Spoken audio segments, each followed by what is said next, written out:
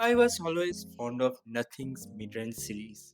That's why I bought my Nothing Phone 2A. I was sold on the fact that they managed to pack so much alongside their unique design at that good price. People resonated with that, just like they resonated with Phone 1. Then Phone 3 came out and it felt more like an iterative upgrade with nothing new. And it didn't feel fresh, that Phone 12 felt. But this time around with Phone 4A, I genuinely think that nothing has listened to our criticism and made a great product. Everything from its design to its camera an upgrade over Phone 3, and it genuinely feels refreshing. I feel like we are gonna see another one of those moments we saw with Phone 2A and Phone 1 with this Phone 4A. Well, I'm not claiming anything.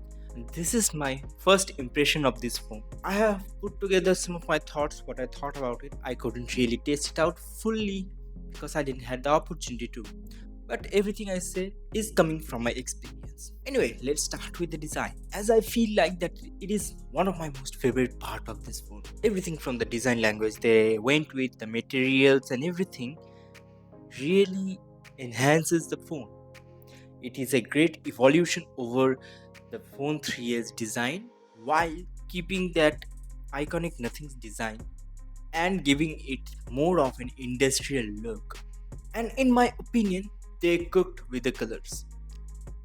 I have the black variant with me, but there are other colors like blue, white, and pink. And my favorite one being pink, like that soft pink color contrasting with that industrial look I talked about. But one of the biggest aspect of this design is the glyph bar.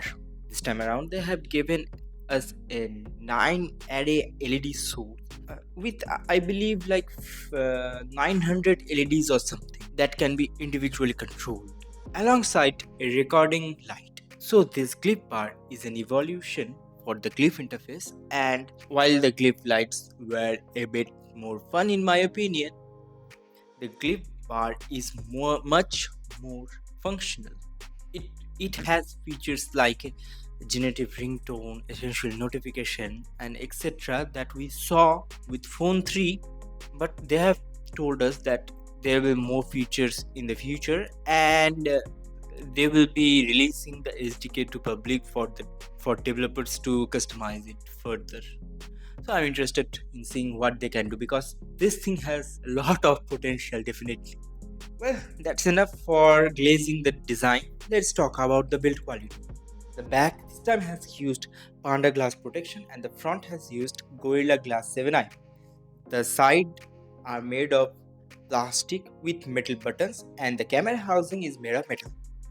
And of course, we get the essential key, which this time has been rearranged with the volume keys for easier access. And the reason they changed the essential key was because uh, there are a lot of accidental touches with that button.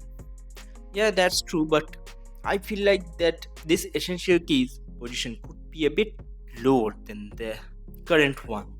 Maybe in the future phones, because right now in this position it is hard to reach this button, and I've used this essential space feature less as a result. But the volume buttons placement are definitely a welcome one because it is now much easier to take screenshots. Well, that's the whole build quality and design part. I definitely like this one. But I'll keep my rating, the overall rating and everything, for the review video. Okay, now let's talk about another big upgrade over Phone 3, that being the display. This time it features a 6.7-inch 120Hz AMOLED display with the big upgrade this time being 1.5K display, which is really good when you are watching content in 1440p and 4K. The content in general looks good because of the 440 ppi it offers. By far, the biggest upgrade I felt in this phone is the 2160 Hz PWM dimming, which will help you, especially if you have sensitive eyes, to see content in night in a dimly lit room. But I'd recommend to take this with a grain of salt because Nothing Phone 3 had a 2160Hz PWM dimming mode, which was nerfed down to 960Hz because apparently it was messing with the colors or something. When we asked that if the same thing will happen with this phone, they didn't give us a clear answer and said it might happen, it might not. They didn't have the answer at that moment. So yeah, that question is still up in the air. Let's see what happens. But another big upgrade this phone offers is 1600 nits of general brightness on outdoor scenarios and 4500 nits of peak brightness on HDR content. And I think that claim is true because when watching HDR content in this phone, the color really pops with that high display brightness alongside the billion-to-1 contrast ratio the AMOLED display offers in general. But another big upgrade you'd appreciate, especially if you're a gamer, is the 2500 Hz of sampling rate it offers alongside the 120 Hz display. I haven't played any mobile games. I'm not a avid mobile gamer, but I do play Clash of Clans. So, and while playing Clash of Clans, it felt definitely smooth. But I guess, yeah, I can address that in the review. Do let me know if you want me to address that in the review video. If you want me to play some games like Genshin Impact or Wuthering Waves. So overall, the display is definitely good. Another good and surprising part of this phone are the speakers. They're offering dual stereo speakers, and I don't know if it is the tuning or they have used a better model compared to phone 3A, but the sound definitely feels louder and more bass heavy. It definitely felt good compared to my phone 2A, which I currently have as a comparison source. So overall, I felt the speakers are a good update over the ones we got with phone 3 and especially phone 2A. But by far one of the biggest upgrade I have experienced with this phone is the battery. This time it offers a 5400 mAh cell, and alongside Nothing OS 4.1's optimization, the battery lasts all day and every day. The battery has regularly, on multiple occasions, have given me 9 hours of screen on time, and in some cases 9 hours and 31 minutes, which is ridiculous. And it is same as other Nothing phone, but alongside 5400 mAh battery, it's the longest lasting Nothing phone that I've ever used. When we asked that if the battery tech is silicon carbon or lithium ion, they have said that it is lithium ion, but they're considering silicon carbon battery in the future. I'm just imagining that a Nothing phone with 7000 mAh battery, that thing will never die. Actually, ridiculous. By the way, speaking of Nothing OS 4.1, it's an iterative update over the Nothing OS 4.0 we got in December, and judging from the experience I had, it is a good one. The the new feature it offers are great, such as the new widgets, the breathing one, and the sound ambience one. The sound ambience one is not yet available, but the breathing one is good. And they have included some AI features in the gallery, such as background object and people removal, and many more watermarks as well, which some of them are really creative. I'd have to say definitely they're good. People will definitely get creative with it. The camera as well features many more presets alongside a video preset for the first time. But by far the biggest update we see with Nothing OS 4.1 are the animation as such, like app opening, closing, and overall UI feels much more smoother compared to Nothing OS 4.0 on my phone 2. They have definitely done some interesting stuff with the Nothing OS 4.1 update this time around, and it's definitely great. Another big feature they have teased with Nothing OS 4.1, I'd say, is the clock face going behind the foreground, giving it a depth effect. It is not live yet in this build, but when it goes live, I'll be showcasing it to you in Twitter. So overall, Nothing OS 4.1 is really impressive. Now let's talk about performance. Nothing Phone 4A features a Snapdragon 7S Gen 4, but that is not a big upgrade. The biggest upgrade in terms of performance, in my honest opinion, is UFS 3.1. I cannot tell you hard enough how much I like UFS 3.1 in this phone. UFS 3.1 alongside nothing OS optimization goes hand in hand, and it feels really smooth, be it opening and closing app using camera and doing other heavy tasks. It definitely handles well. Snapdragon 7s Gen 4 is a capable processor. I have seen people complain about it. I have to test it out. I really couldn't test it out because of my embargo. I couldn't really test out the synthetic benchmarks. And as I said before, I don't play games in my phone. But I'll be testing it out more as the time goes. But overall, the biggest takeaway being the UFS 3.1 is a game changer in this phone, and I am glad that nothing offered it. I feel like UFS 3.1 makes it such a more usable and better phone, in my opinion, because my phone too has started to lag, honestly. Now, coming to the cameras, they have done some significant improvements in that department as well.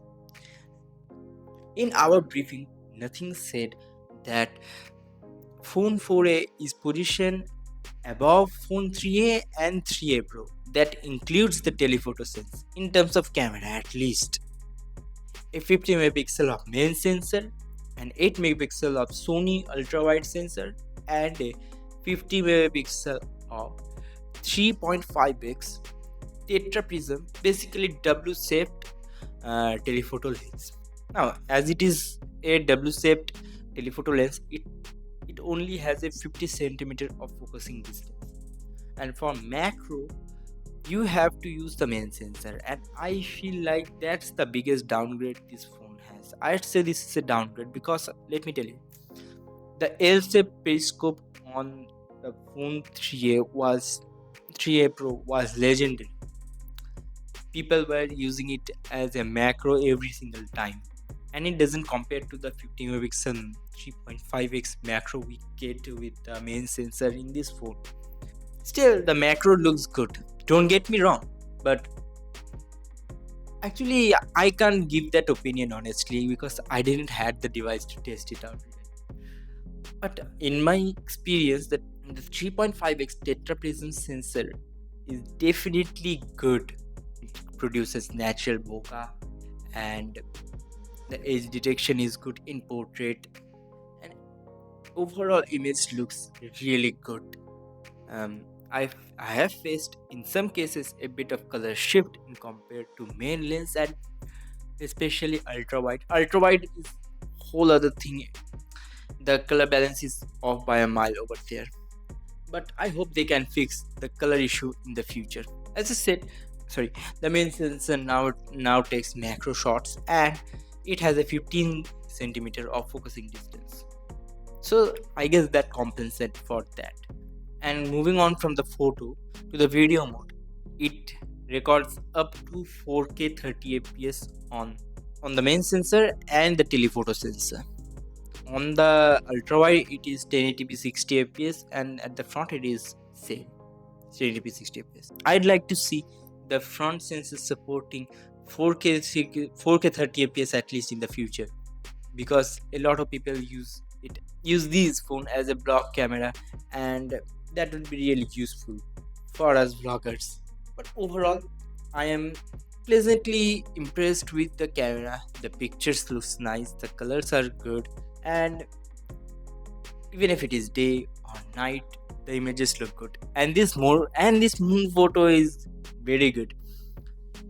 Some of this shot also has the watermark, so you can see how good the watermark looks in this phone, and nothing definitely deserves applause for that. Overall, I really like this phone. I feel like in this budget they have offered great value proposition, be it the cameras, the design, the display, the speakers, the performance, everything looks really good. I think people gonna like it, and this phone is gonna sell like hotcakes. And last but not least, the price of this phone is good as well. Nothing Phone 4A has been launched in India for a whopping rupees 31,999 in India. And if you have bank discounts and exchange offer, you can get it for 24,999 rupees. And if you can get this phone at that price, I won't wait for anyone else. I'll just grab it. But I recommend wait for my review because I am yet to test many more stuff with this phone, and I'm interested in seeing how this phone holds up in the long run when I eventually make my 30 days later video. Anyway, thank you so much for watching. This was my first impression of Nothing Phone 4a, and I hope you like this video. If you like, definitely don't forget to like, share, and subscribe. Do let me know what I can improve in these videos. I went for a bit more uh, minimal lighting this time around. I hope it works. Anyway, thank you so much for watching. Adios.